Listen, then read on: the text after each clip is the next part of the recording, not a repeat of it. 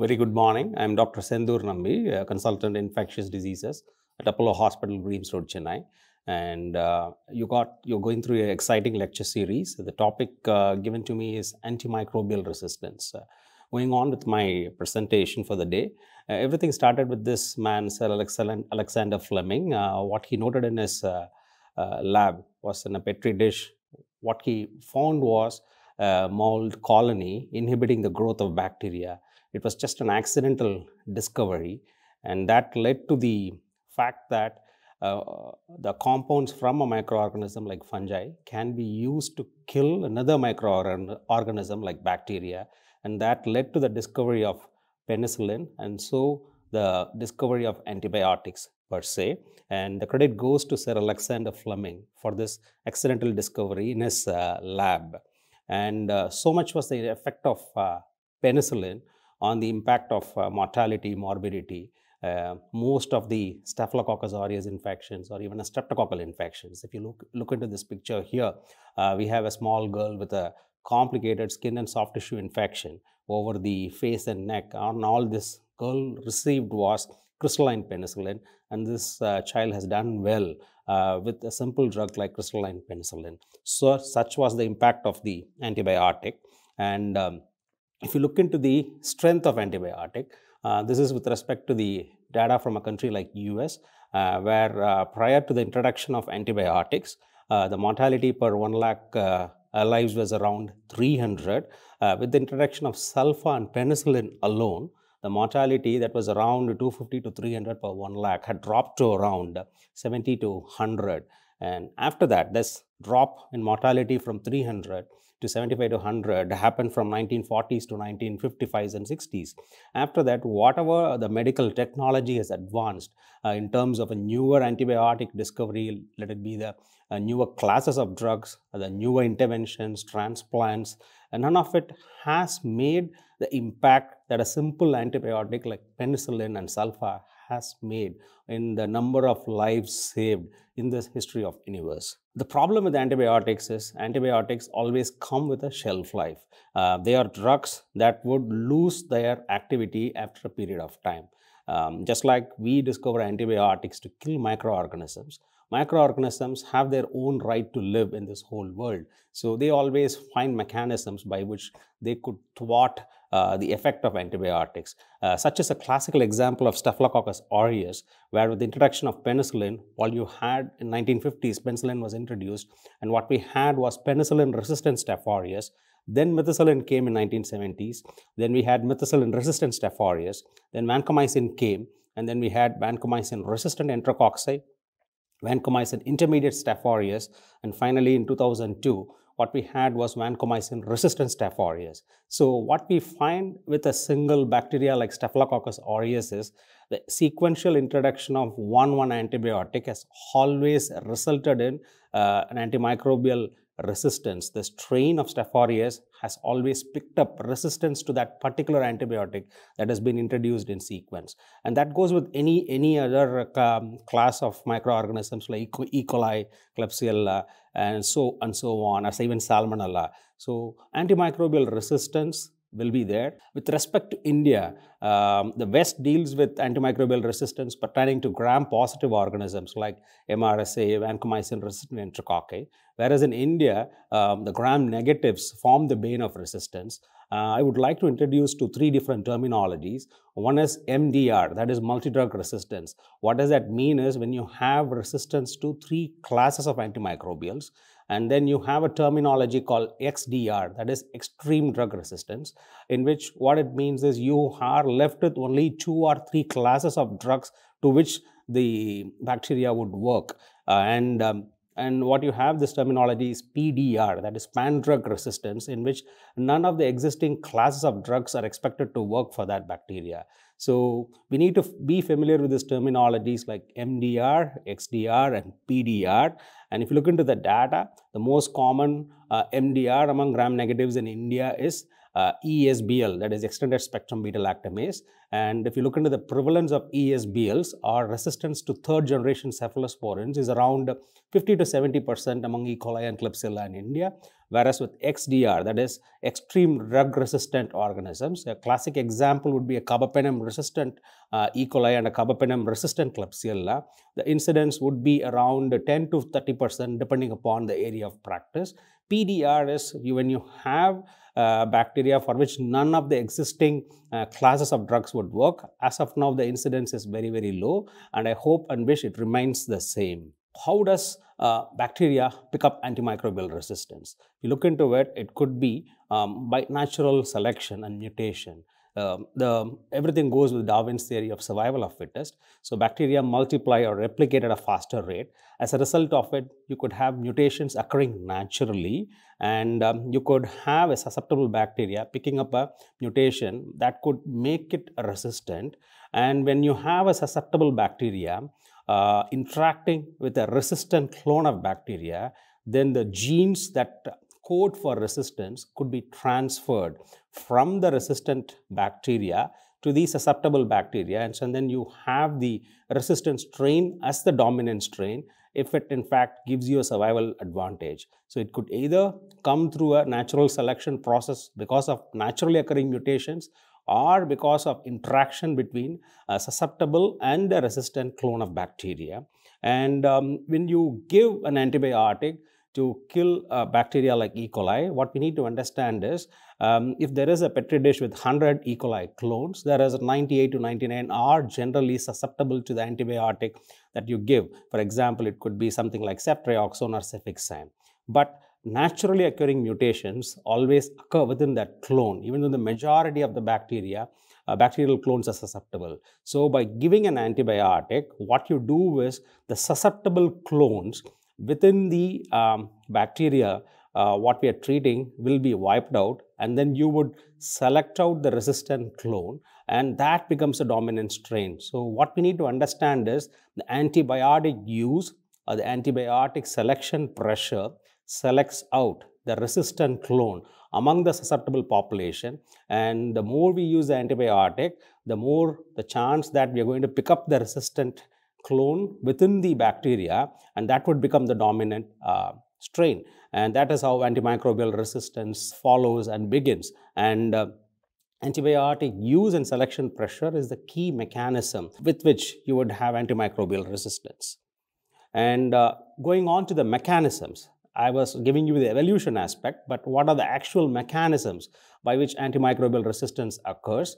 And it could be by 2 or 3 different mechanisms.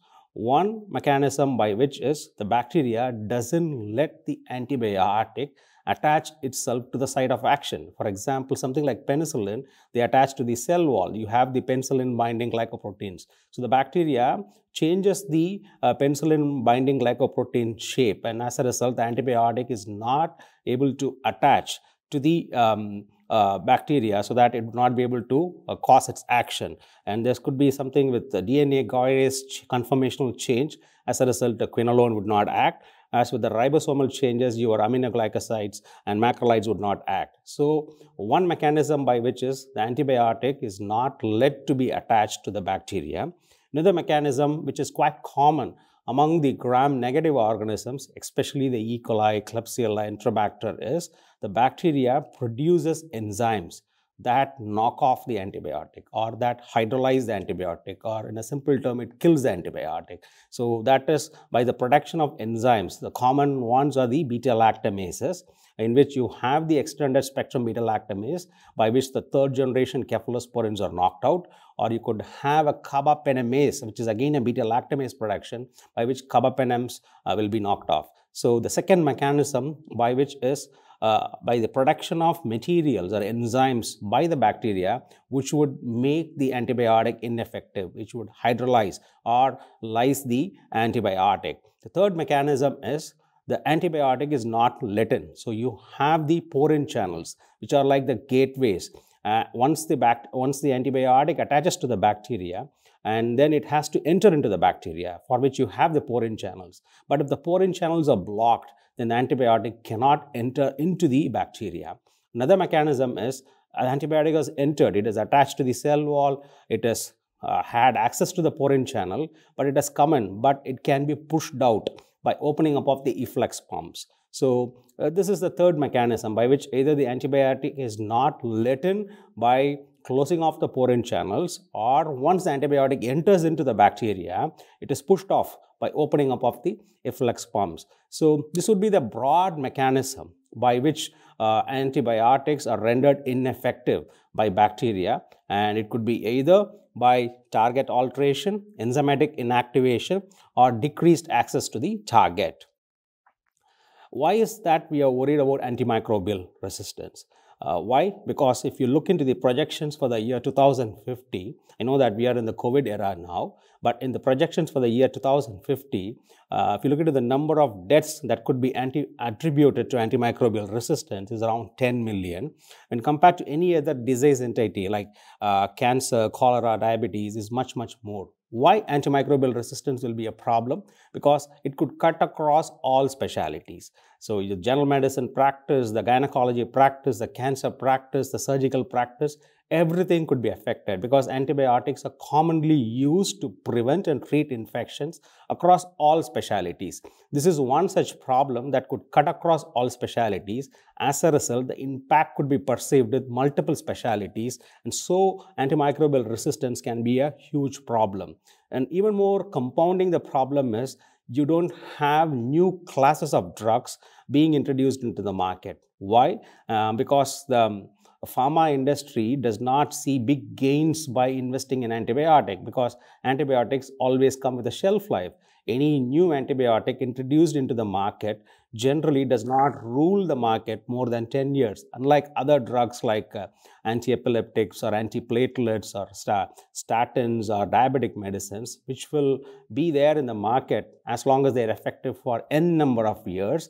Antibiotics do not exist or do not have a shelf life that extends beyond more than 10 years. So the research investment in developing new classes of antibiotics is actually less because the returns are less. As a result, we don't have new classes of drugs coming up as much as in cancer drugs or in anti-diabetics or statins, something like that. So judicious use of the existing class of antibiotics or antimicrobial stewardship is the key with respect to preventing antimicrobial resistance. So when you look into the strategies that we could have, the most important thing is to prevent infection.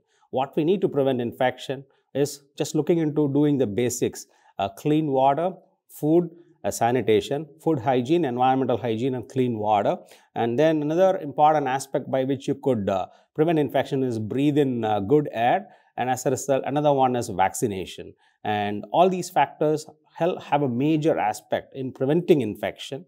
And then if that infection happens, then you're looking at effective diagnosis and treatment, for which it could be either clinical diagnosis, laboratory diagnosis, as well as microbiological diagnosis or image-based diagnosis. And all these things would prompt to an appropriate antimicrobial use. And if you're going to have a good control over antimicrobial use, then you could look into the overall consumption of antibiotics would be less. As a result, you would have an antimicrobial resistance, a breeding chance will get very low. If you're looking at preventing infection, effective diagnosis and treatment, appropriate antimicrobial use, and even more important in a hospital environment is preventing transmission of infections. You know that with community-acquired infections, you focus on clean food, water, plus use of mask, sanitation, hand hygiene. In a hospital environment, organisms like carbapenem-resistant E. coli, Klebsiella, Acinetobacter, they spread through contact as a result of physical touch with the patient or the patient environment. We need to focus on the hand hygiene, as well as these patients have to be placed under isolation so that the healthcare workers tending care to these patients don't transmit the bacteria from one patient to another patient. So we need to look into all these factors. Focus on good food, water, clean air, vaccination, making an effective diagnosis, giving appropriate treatment, as well as preventing the transmission of infections, more so in a hospital environment. With all these things, the net rate of infections are expected to come down. If your infections are going to come down, you're going to use less of antibiotics. As a result, we can have a control over antimicrobial resistance spread. And to make it simple, this man who discovered penicillin in his Nobel laureate lecture gave this classical statement, which would be the take-home message with respect to antimicrobial resistance curbing. One thing is, penicillin or any antibiotic should only be used if there is a properly diagnosed reason. The properly diagnosed reason could be clinical, laboratory, imaging, or any other microbiology-based testing. And if it needs to be used, use the highest possible dose for the shortest time necessary. Otherwise, antibiotic resistance will develop. So the message is loud and clear from the man who discovered antibiotics. Use the highest possible dose for the shortest time necessary, and use only if there is a properly diagnosed reasons. With this concluding slide, I end my lecture. Thanks a lot for the opportunity.